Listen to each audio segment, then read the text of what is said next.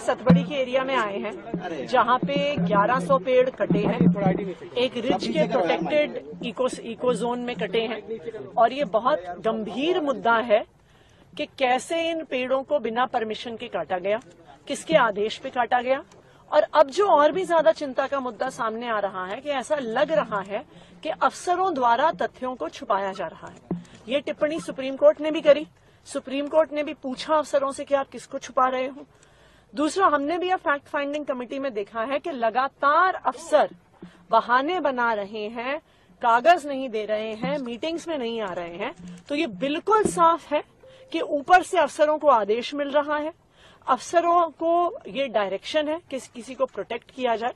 लेकिन ये दिल्ली वालों के लिए बहुत चिंता की बात है कि दिल्ली में जब हम हीट वेव के बाद अभी निकले हैं, दिल्ली में जब इतनी पोल्यूशन की समस्या है, तो दिल्ली के सेंसिटिव इकोसिस्टम्स में अगर इलीगली पेड़ काटे जाएंगे और हाईएस्ट अथॉरिटीज द्वारा सैंक्शन होगी, तो फिर दिल्ली वालों के इंटरेस्ट को कौन देखेगा। मैम 12 तारीख को सुनवाई है, क्या सुप्रीम कोर्ट में क्या कुछ रिपोर्ट आप लोग अपनी रिपोर्ट भी सौंपेंगे? बिल्कुल, हम सुप्रीम कोर्ट को अपनी फैक्ट फाइंडिंग कमेटी की जो रिपोर्ट है वो सामने रखेंगे।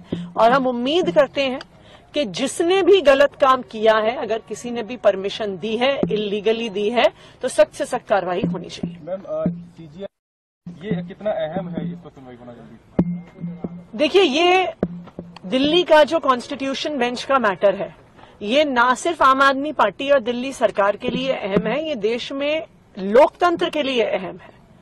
हमारा देश एक लोकतंत्र है। संविधान ने हमारे देश में जनता को ताकत दी है सरकार चुनने के लिए।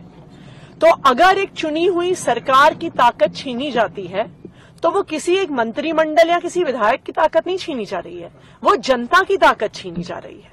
और इसलिए बहुत जरूरी है कि अगर हमें इस देश में लोकतंत्र की रक्षा करनी है, जनता के जनादेश की रक्षा करनी है, तो दिल्ली के सर्विसेज कानून पर GNCTD अमेंडमेंट एक्ट के कॉन्स्टिट्यूशनैलिटी पे हेयरिंग होनी जरूरी है।